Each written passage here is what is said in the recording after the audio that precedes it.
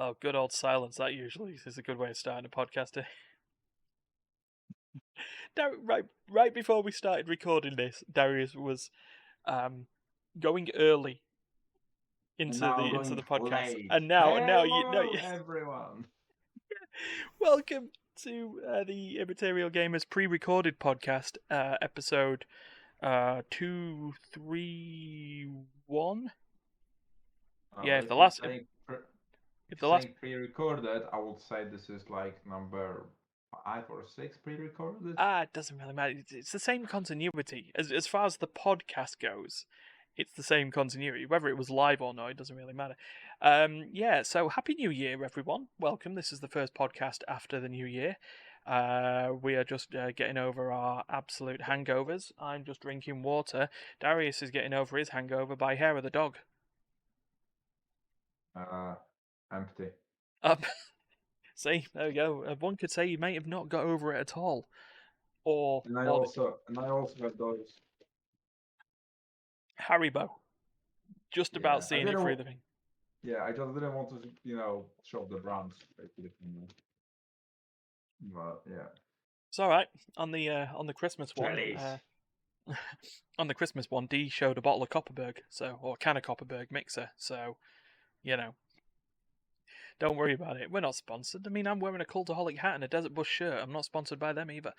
Which would be odd for one of them because they're a charity, and being sponsored by a charity is not the way that things would go. No, conflict of interest.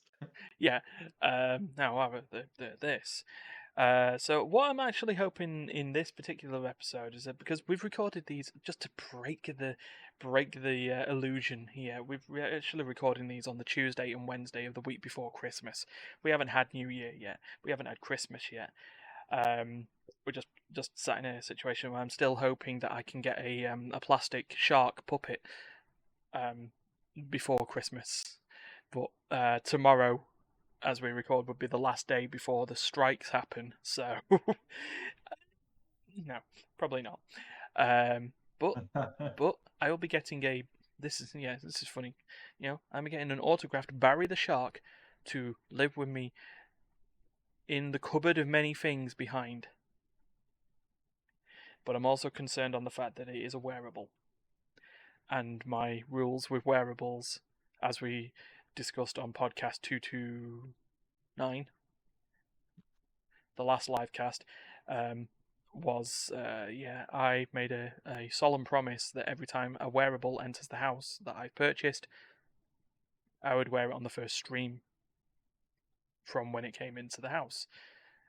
So before this point, before Barry the Shark ends up in the cupboard of many geeky things,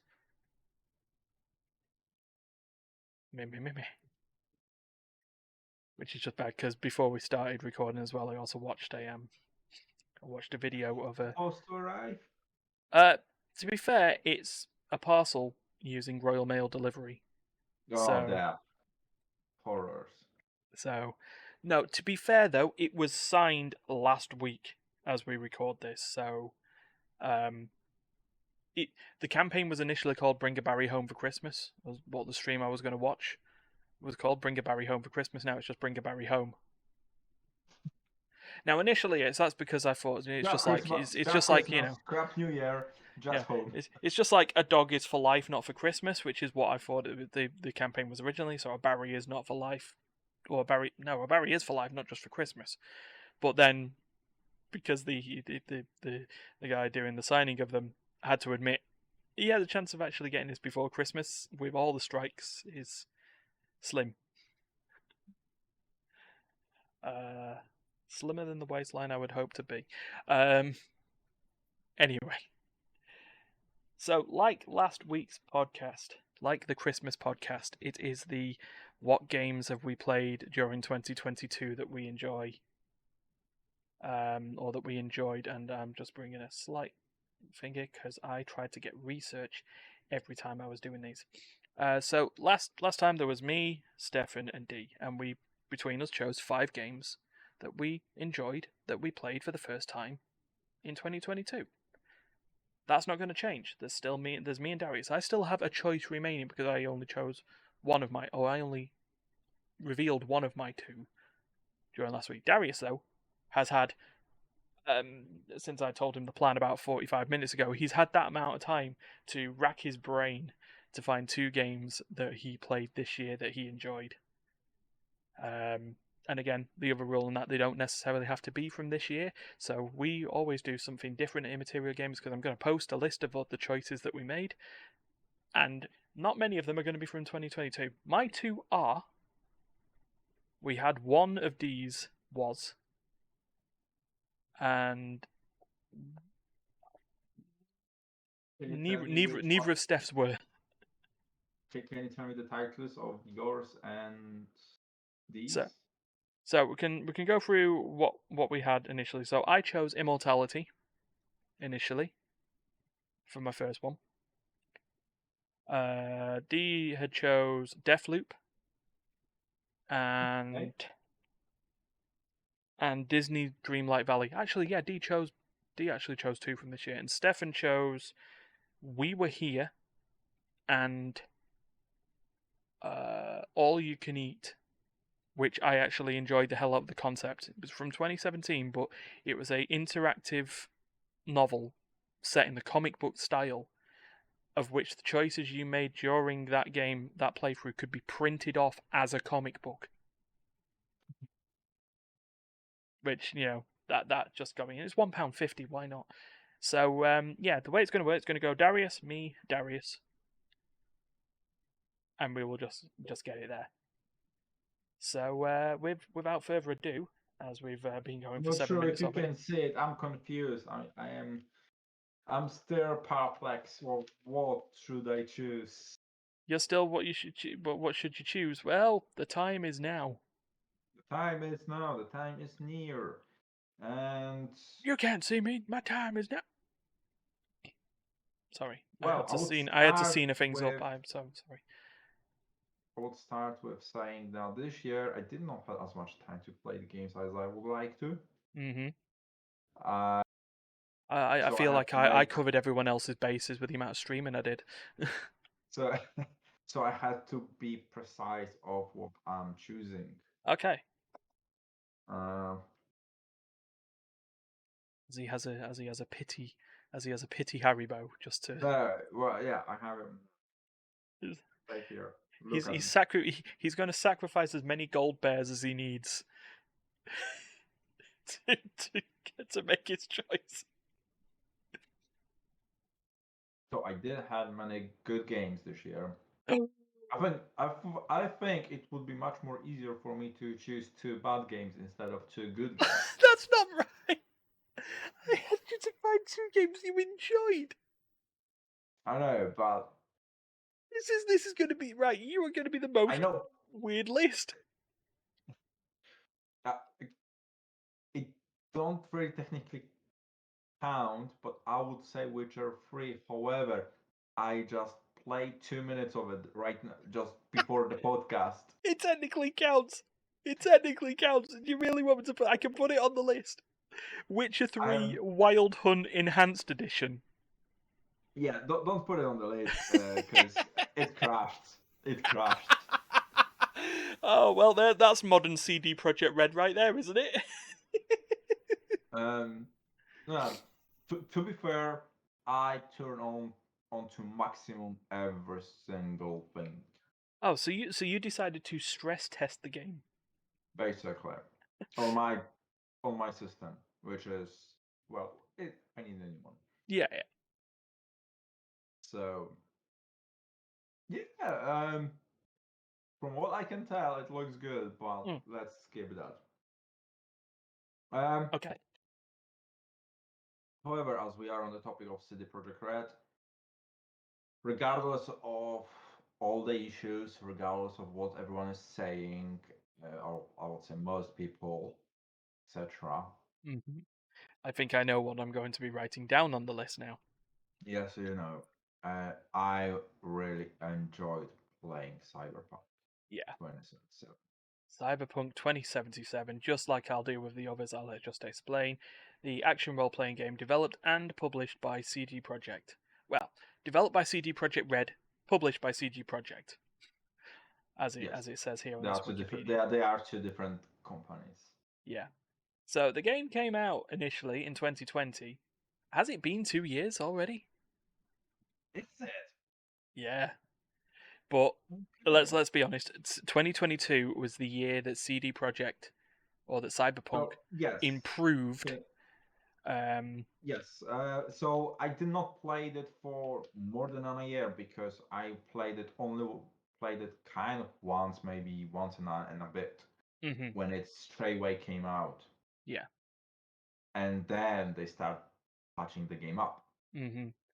and I And I have missed believe all, and I and I have believe missed on like a all of the patches. yeah, I believe the sort of the biggest patch actually came in like was recent when it Yes, recently when it came in line with the Edgerunners anime yes, that yes, came that's out. true. Which I've So heard they they've done improved. a series of that, and even though it's had positive reception, CD Projekt have went, no, we're not working with them. We're not doing a second series. Why? That anime has single-handedly revived the interest in Yeah, Cyberpunk, and I come from this, and you. it was amazing. It was really great. As I I'm not entirely sure um, what was the development process of it. Mm, I know they had a really big names from Animal World on it. right.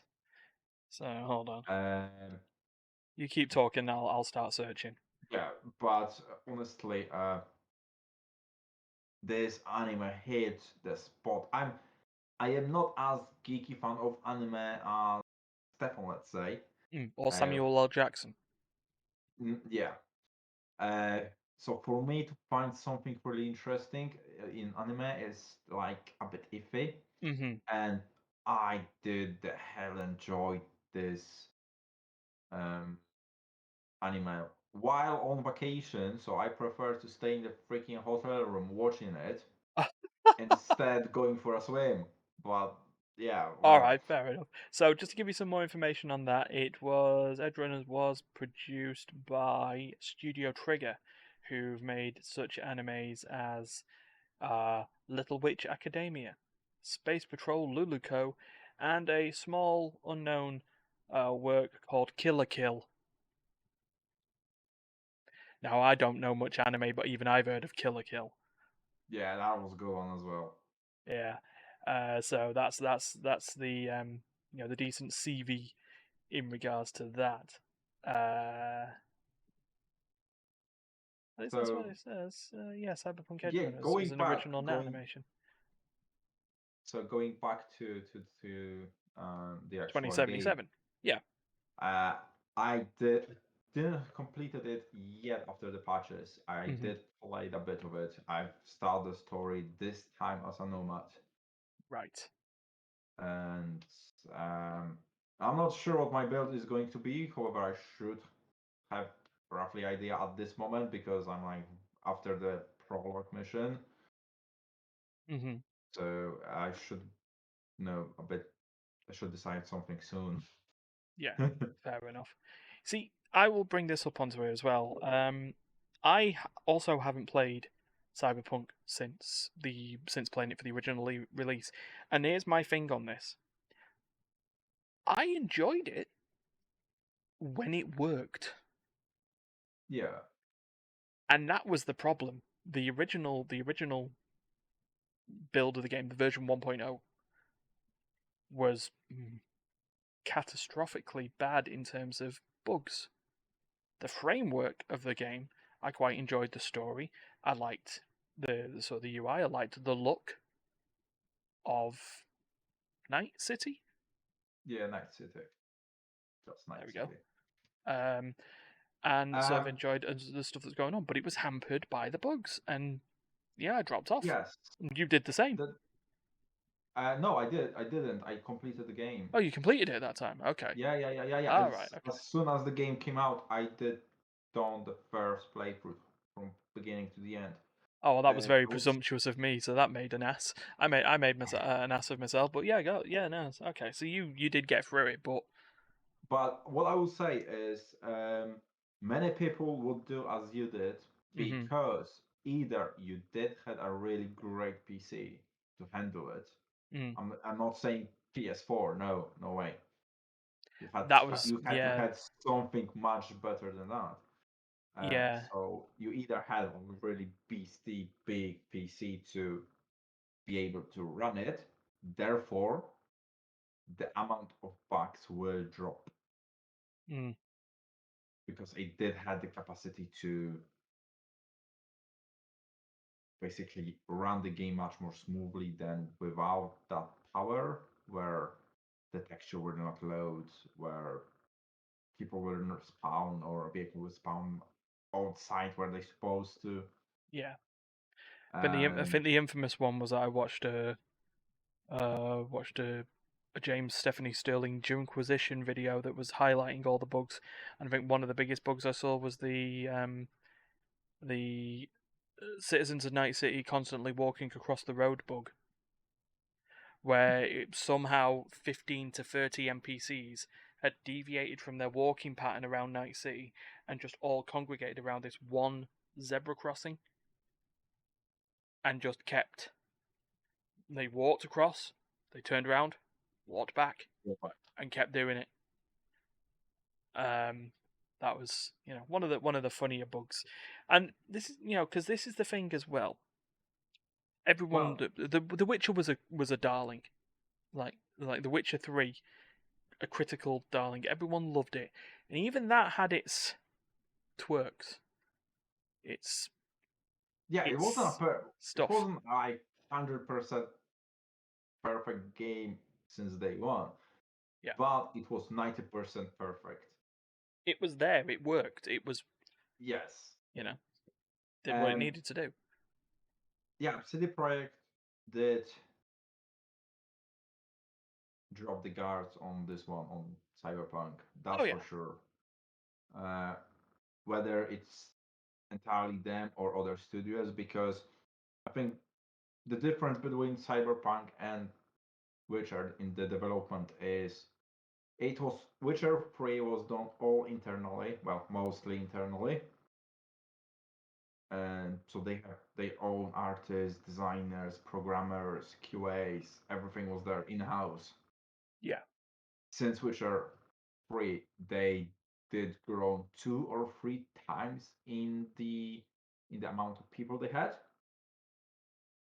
yeah. And I think they did not know how to run such a big, let's say it, corporation.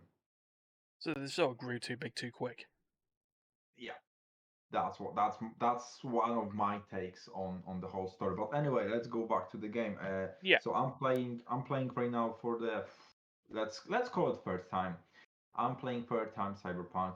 Okay. Game did improve drastically, however, not as much as I would like to because still on my um 3-year-old GPU, I'm still not able to turn on every single RTX effects on it. Mm. Well, to be honest, my RTX effects are switched off Ah. completely. But I am able to run it on 20 FPS with some of them on. Mhm. But 20 FPS is like, yeah, let's do a showcase for friends, but not to not enjoy playing it. No. No, I'd actually be quite Uh, interested to see now that when I played it, this computer was brand new and it was mm, struggling then. The computer's now had 2 years of has had nearly 2 years of editing, playing it. editing, running games at high graphics, trying to do live streams and podcasts, and the computer's it's decided let's just go with this. Computers don't they're not built like they used to be for Yeah, me, true. so that's just sort of how it is. But hey, if it's if it's certainly improved, I might give it another try. It's on my Epic store somewhere, which will then connect me to the CD Projekt download store instead. So we'll see. So anyway, yeah, I'm enjoying seeing Johnny Silverhand for the third time. I enjoying going down this rooftop, trying to get out from a mission. Yeah. I do enjoy hacking to all the devices, to people brains, shooting. I honestly do like how the guns work in this game. I Mm, really freaking do. yeah. and the story is just top notch. Yeah, the story is great. I say I enjoyed what I played of it when it was there, and I say you've done the same. I So want the same shit they were smoking writing this story. let's add that on there. Let's have that on the list. Fair enough. All right. So that was choice one, and now I've got my choice two. So last week I went for Immortality, and this week it should not surprise anyone who maybe wanders into any of our streams because I keep talking about the damn game because I enjoy it so fucking much. Vampire Survivors. Such a You know sim- what? I've such I'm seeing screenshots right now. I'm watching some of the gameplays, and I'm gonna tell you, I'm gonna buy this game. Are you gonna get it? Oh man. I'm gonna get it. I'm not sure if I'm gonna do it right now, but I'm gonna get it when I have the time to play it. Oh man. Well, your best bet though is if you got the time to play it, you like have transport or anything like that, get it on mobile. Yeah, Vampire Survivors, released by or game developed and published by Luca Galante, also known as Ponkel. So it's now Ponkel Games. Started off as a one-man project, became a lot more. Oh man, just describe the game. To describe the gameplay of it is very simple, and when you look at the background of the developer himself and what he used to do before making this, you'll understand why it's so addictive. So it's basically a survival game, a wave survival game.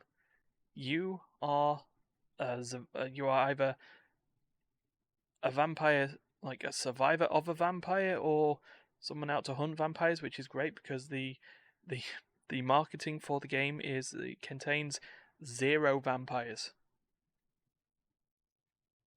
The game is Okay. called Vampire Survivors, but you dodge every other type of evil undead or monstrous enemy and death, but no vampires, which is just great. It just makes it because it's got that humor in it.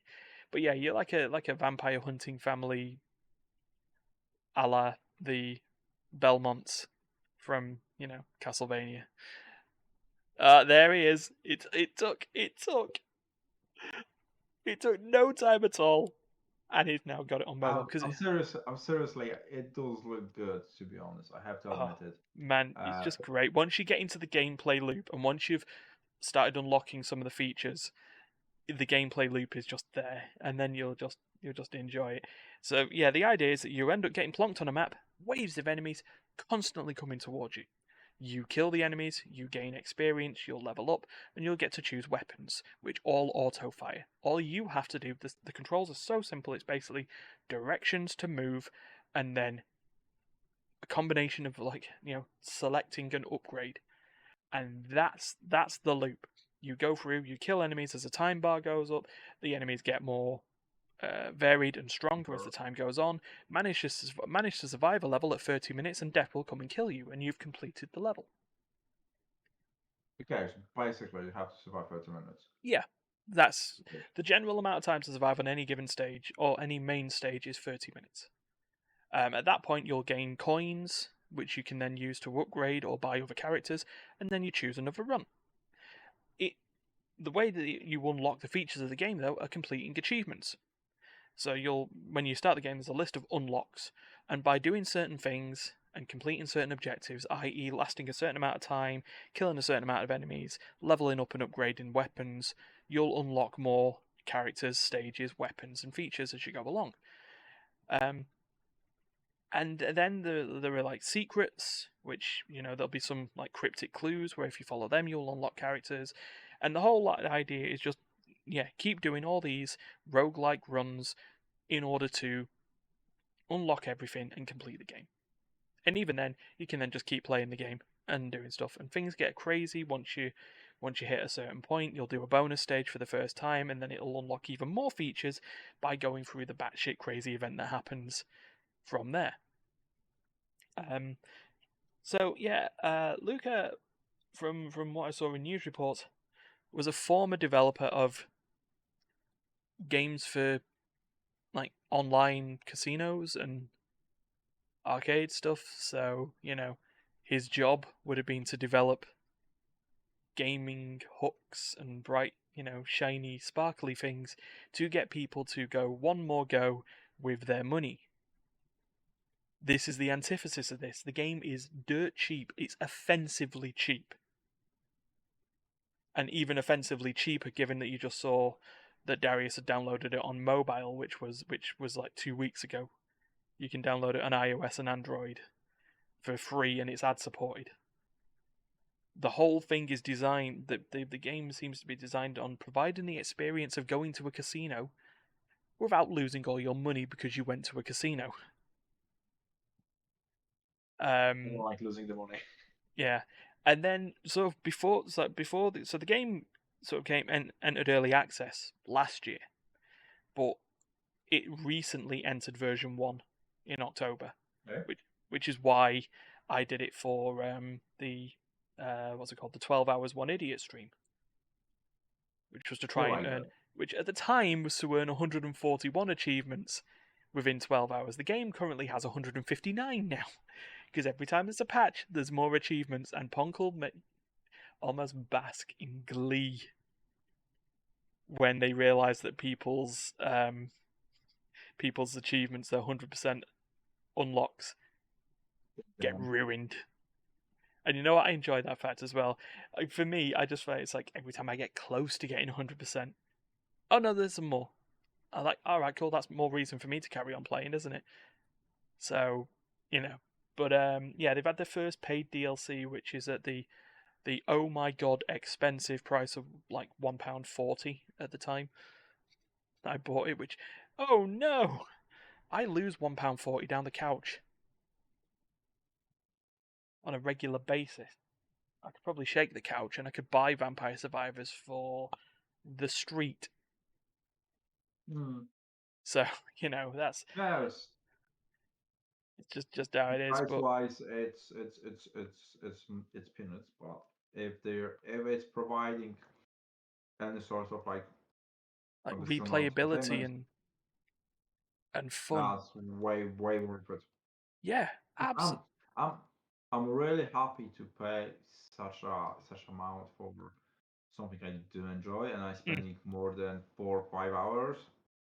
Yeah. Well, as I say, I spent 12 hours in one go, and I'd played it for hours beforehand. As I've had some funny stories on that, like in particular that I played it on Game Pass first, and then when they announced that the full game was coming out, just like 1.0, I was like, no, they should have my money. Not Game Pass, they should have my actual money for like a full purchase. So I did.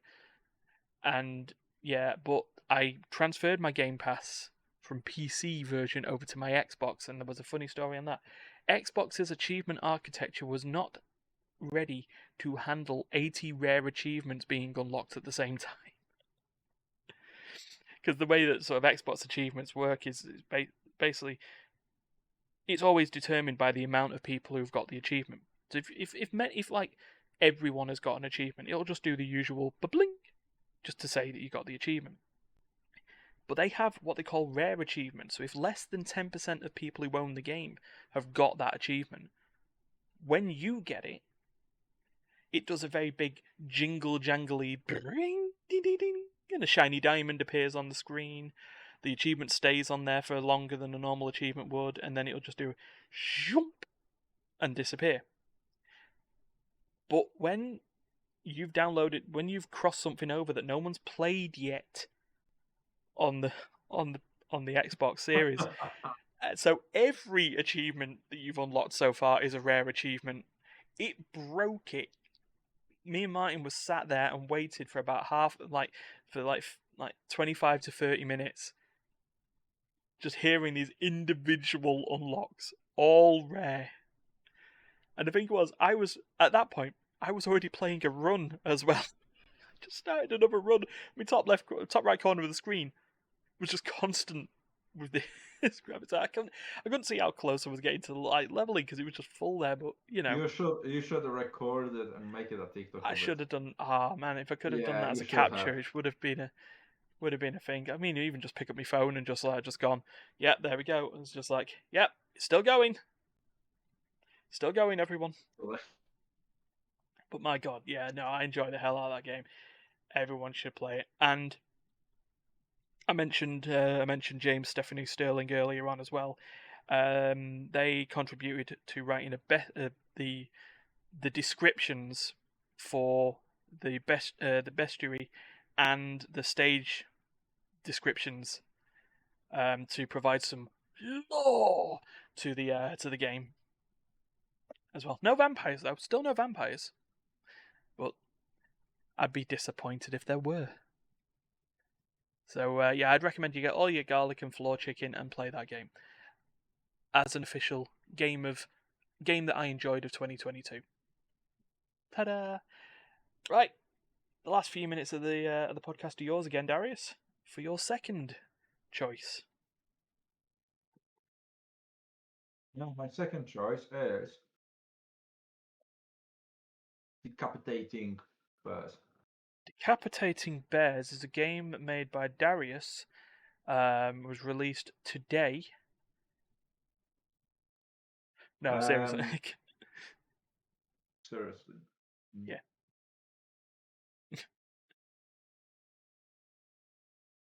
He's If still you're thinking. wondering what I'm staring at, it's I do have some shelving units on my left. And do those shelving units have And video games on them? books and video games. Well, Ah, PC games mainly. fair enough. Um, I'm just like going through every. Right. Um, Oh, he's got one. why there is still no Why is there no Beyond Good and Evil? Beyond Good and Evil 2? Because it's Ubisoft, and Ubisoft are the worst. Freaking it's like pre-order for me. Oh, bro. Sorry for you. And then where is the Hogwarts Legacy? It's supposed to be released already. Oh man, I don't know what to tell you. And I still freaking out have not played Horizon Forbidden West. So I see, mean, I'm to be missing fair, really good games yeah. right So, now. so, so currently, what Darius's choice is here is my second choice is the ability to play another game. A game that also developed by Darius. Well, the second game will have to be definitely from my PlayStation. Okay. Because on the PC I can't think right now of Yeah, anything no, I that's fine. really I mean, did yeah, enjoy. yeah. We did the game can be from anywhere, just as long as you've played it. So, from your PlayStation, I mean, please, you can go ahead and tell me why Who Wants to Be a Millionaire? Oh, what a game. Right now I've got two titles in my mind. Okay. Just trying to decide which I did enjoy more. Oh, God, you hit me with the suspense. I'm gonna choose the one which I played for twice, Okay. just for the sake to get platinum. Oh, you big achievement whore. He says, coming from the guy who sat there and is unlocking all the achievements of one video game on multiple platforms at the same time. And even if I would have to pay like few pounds, well, maybe even £15 to upgrade it Yeah. to PlayStation 5 version, I would, but there was not such a thing. Okay.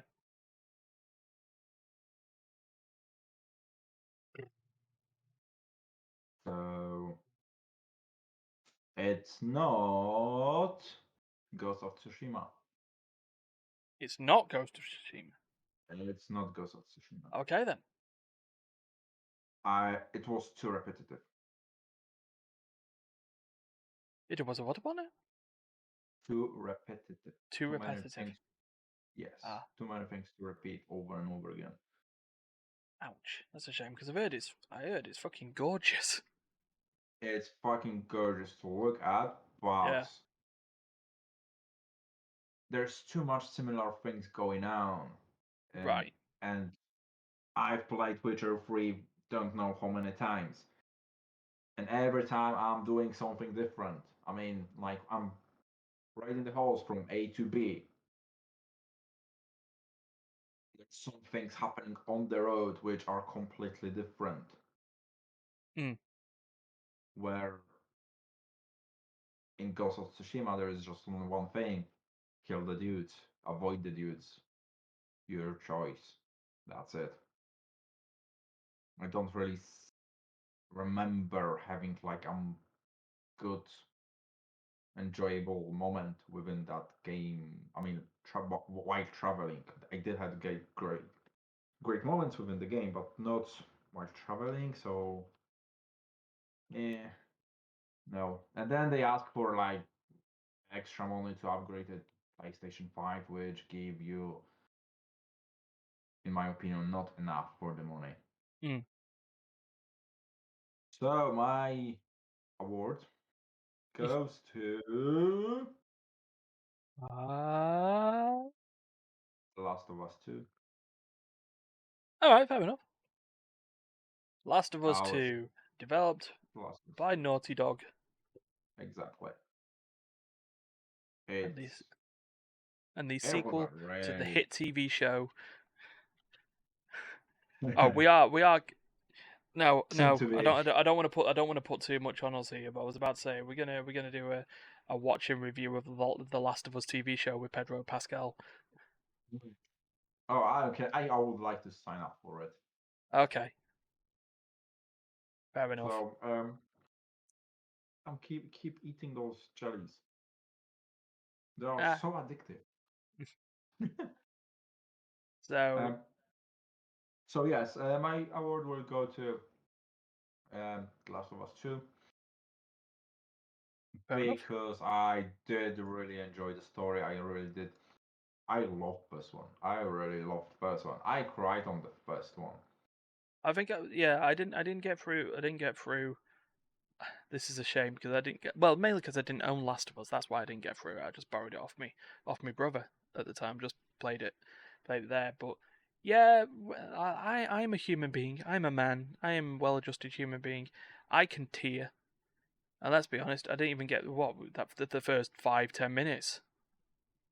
To be honest, Ryan, I did the same thing kind of because after certain events and basically when the game is literally like is starting and Yeah. someone died, I switched off the freaking PlayStation 3 then.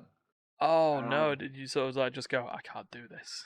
exactly, and I had enough of this game for a good 2 to 3 months. Yeah. I I think I did get it like very close to premiere date, Mhm. and I was looking forward to play it from beginning to the end very soon, very quickly. Um, but after that scenes, I just no fuck it. I'm not doing it. Yeah.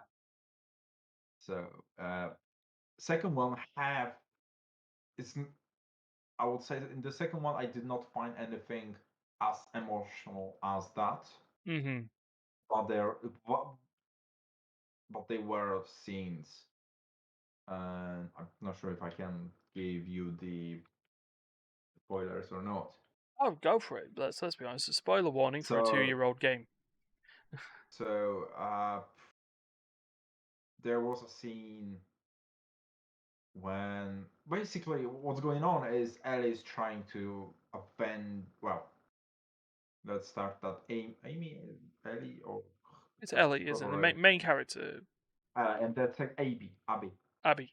Okay. Abby is trying to revenge her father, which Joel killed, rescuing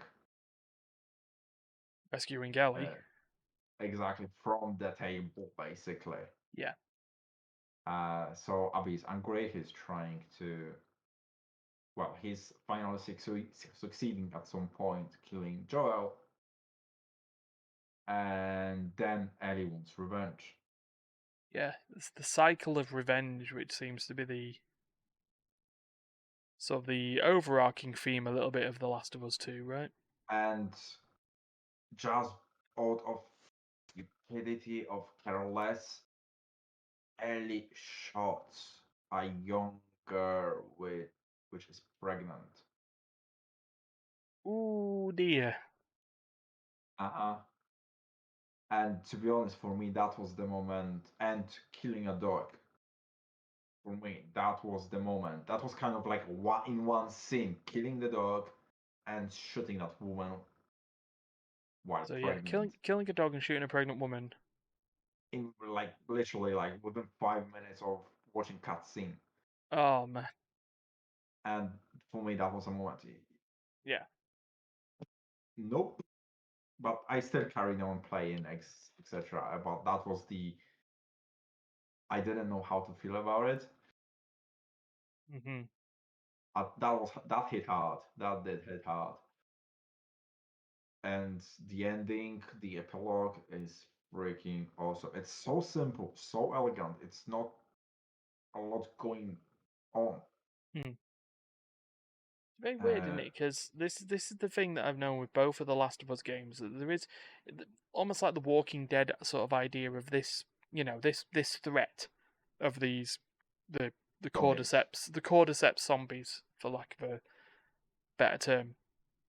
But no, they're just a device to, or They are just a just threat to there. keep They are people like, in there. It's all yeah, it's the threats and the dynamics are between the human characters.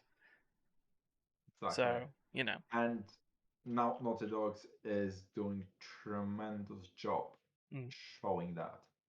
They making those scenes so realistic, so believable that you do have a hard time sometimes not feeling anything. If you mm. feel nothing playing any of the Last of Us games, you are heartless psychopath. There we go. There we go. We can add that on the box text of the tweet now. Darius, enjoy the emotional twangs of The Last of Us Part 2. Quote, if you if you felt nothing, you are a heartless psychopath. Exactly. Perfect. Oh dear. So yeah, that's going my second award to the game, Fair enough. which I did play a lot of different games this year, like Guardians of the Galaxy, um, and all of them right now are escaping my mind. Yeah. uh, Plague Tale, The Innocence, the first one. I have not yet played the second one. Mm. Um, Finally finished Siberia 3, which is like finishing the story basically of the first two games from the late 90s. Yeah. Oh God. So Siberia. They were like point and click, Yes, they are weren't point they? and click. They are Yeah. exactly. So I finished that. Um, so anyway, Lego Star Wars is still good game. Rainbow Six, Extraction, still good Mm. game. Um, I even enjoying the voice train with Stefan, to be honest. Yeah. I'm not like I You mentioned this I before. don't like I really too strong. I don't like playing survivor games, but Mm. somehow I do enjoy this. I do enjoy the Void Train. I'm not sure what it is, why Yeah. I enjoy gathering resources, building the train, but they do have something for me in there. I get the feeling maybe the world or the world building Maybe of the it. world, So or maybe the game is a little bit more narrower. focused, more Yeah. Focus. narrower, Yeah. instead of like Minecraft, where now let's take everything, let's build everything. Yeah. We'll spawn Well, you in point zero. Off you go. It's like, exactly. what am I doing? You'll find out. No, it's like from what I've seen through Void Train, is that you've got this sort of this through line of escaping from the horrors of war and ending up in a weird imaginative void space. Yeah, but So, I think there is a lot of to the story because mm, We are literally like unlocking half of a page, let's say half of a page of text every 2 or 3 stages. So they are building up, adding new stuff to it, building the whole story. Yeah. And it's kind of interesting. No, that's cool. Anyway, And it's like, as of other stuff, I enjoyed Soundfall, and I'm currently enjoying Chained Echoes at the moment. And I know there's some other games, Monster, the newest Monster game as well, Monster Road Trip. These sort of visual novels. The one that started off, the first two started off as a dating sim. That's key mechanic is that you could play it multiplayer competitively, and then you got Monster Road Trip with more of a co-op focus, and there'll be Monster Retreat, which will be a competitive focus that does not involve dating, and there's all that stuff as well. There's just a lot that's on there, but we just can't, make them all the favorites. But what I'll try and do is I'll send a message out to those who couldn't make it for the podcast as well. And I did say that we're going to take our choices and put them in a big Twitter thread, if it still exists by the time these come out. And just I'll try and poke and prod people to just say a couple of games that they played, and we'll just add it as a list, and that'll just be our thing, because that's what we do. We do things differently at Immaterial Gamers. We don't follow that trend of what's your game of the year. No, none of that. Certainly. Well, I'll tell you what's not a game of the year. A game of the year that's been nominated for game of the year before the games come out. Anyway, that still gets me. Right, anyway, yeah, I should be better, Ryan. It's New Year, Ryan. New Year, 2023. Come on, be more positive. Happy New Year. Yeah. So, Happy New Year. Thanks for listening and watching. Remember, all our podcasts are available wherever your podcasts are served. Also, remember at that point that you can check us out on YouTube at Immaterial Gamers YT, which is the handle now, because handles are better. Check us out on Twitch, twitch.tv/Immaterial Gamers. Try and follow us. We've got some follower goals that we want to hit. To consider doing stuff that we don't just want to lose to the ravages of time and 0 views. So that's the way that works. But yeah, we hope you had a great Christmas and New Year, and hopefully 2023 won't be an absolute raging trash fire. We'll see how it goes. Yeah, right. So from me and Darius, and also from the rest of the Immaterial Gamers, have a good time, and we will be back with the live cast next time. So, toodaloo. See you next time.